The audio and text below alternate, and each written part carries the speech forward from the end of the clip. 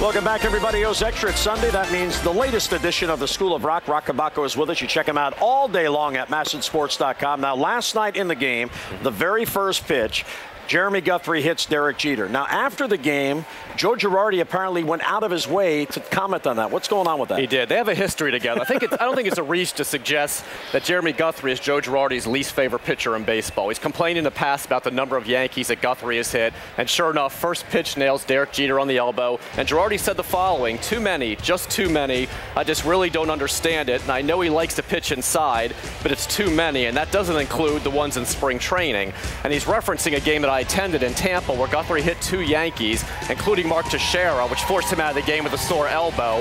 Then a late April game, he hit Jorge Posada in the foot and forced him out of the game. So like I said, there is a history here. All right, now the one thing that we want to do here in, trying to be fair and looking at it, we decided to see, all right, well, where does Guthrie rank in the major leagues in hitting batters, and does Girardi have an argument? Well, here's a list of the pitchers who have hit the most batters in the major leagues, and oh, look who's at the top. It's A.J. Burnett of the Yankees that's hit more batters than any pitcher in the American League.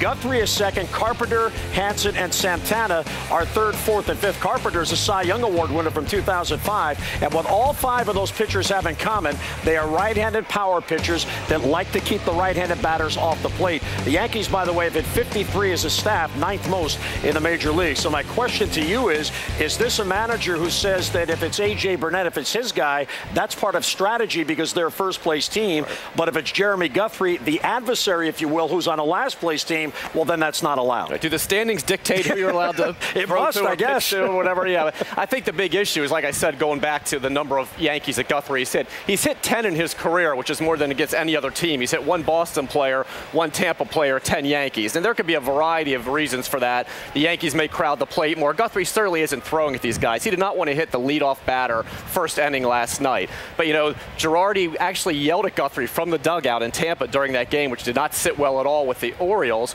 And then he turned around and suggested after the Posada game that maybe Guthrie shouldn't pitch inside till he improves his command, which also didn't sit well with the Orioles. So this is kind of a two-way rivalry here. The Orioles aren't big fans of Joe Girardi's either, I'll tell you that much. Well, it seems to me that maybe what should go on here is Girardi should worry about the Yankees and let Buck Showalter and Rick Kravitz worry about Jeremy Guthrie. Which has basically been suggested, yes. Exactly. Hey, remember Robert Andino? Yes. Remember, utility infielder? Hey, he's back, and he's back with a flourish. Who would have thunk it, right? Show of hands if you thought Robert Andino was going to hit 2 home runs in September, or 1, or even if you thought you would see Robert Andino in September.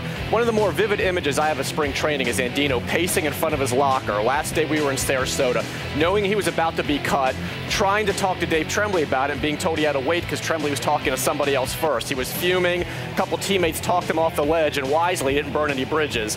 He ended up staying in the organization, went to Norfolk, hit 13 homers, 76 RBIs, also made 31 errors. But the main reason he's here is because Julio Lugo is still dealing with that chronic sinus infection known as sinusitis. Thank you. And Brian Roberts was banged up. They need another middle infielder. And here's this guy now, 5-game hitting streak, hitting .364. He's a career .213 hitter in the majors. Home runs in his last 2 games. I mean, who saw that coming? Now all of a sudden you've got to think this guy may be a legitimate candidate to be a utility player again, which he was a couple years ago with this team. He could do that next season. He's out of options. They want to take a long look at him. Buck Showalter really likes him. He keeps talking him up, his athleticism. Also suggested maybe Andino's figured out a few things that he needed to play at this level beyond hitting and fielding. He likes the fact he can play short. He's got to play a better second than he did in spring training. One of the big reasons he was let go because they didn't trust him defensively backing up Brian Roberts. That's why they acquired Lugo. He's making his 3rd straight start at third base. Hasn't fielded a ground ball yet. We knew what's going to happen. By my count, it's been 2 pop-ups and a line drive. But they like his versatility, got a little bit of pop. But again, who would have thought that all of a sudden he'd be back in the picture again? Yeah, and it also helps that he can play left field if needed, and that right-handed bat also helps on a left-handed heavy team. Now, Koji Uehara has hit a couple of bumps in the road, especially his last 2 save opportunities against the Yankees. Right. And the one thing about Koji, it seems that if he throws a splitter that doesn't split, he loses confidence in it and he gets away from it. Exactly. And I mean, another topic about vivid images is Koji squatting down in front of the mound with his back turned to the plate after A-Rod's 3-run homer. Matt Wieters had to go out there, pat him on the back and had to reach down to do it because he was squatting and basically get him to regain his composure. And fair or unfair, with such bad body language, there are people now questioning whether he has the mental toughness to be a closer. Buck Showalter doesn't seem concerned about that. He said he's used to dealing with the pressure in Japan. It was just a bad look to see him doing that. And I think the bigger issue really was the fact that he threw 5 straight 88 to 90 mile an hour fastballs to Alex Rodriguez. And when he was asked after the game, did he consider the splitter, he suggested it was in the back of his mind, but basically he was throwing what his catcher was signaling for. Well, as Buck said, his head turns both ways. You can shake off your catcher if you'd rather go with the splitter, and that probably would have been a good idea. He's been outstanding. Like you said, 2 blown saves are both against the Yankees, so you can't necessarily judge him now and say, well, he can't be a closer. But there is some concern about the way he reacted. If there's a closing situation today, if there's a save situation, as Showalter said, Koji will be the guy. He will get the ball. All right, does Dempsey get a shout out in your blog today? He's got a nice tie on. Absolutely, in the pocket square, of course. You know, I love the Depper.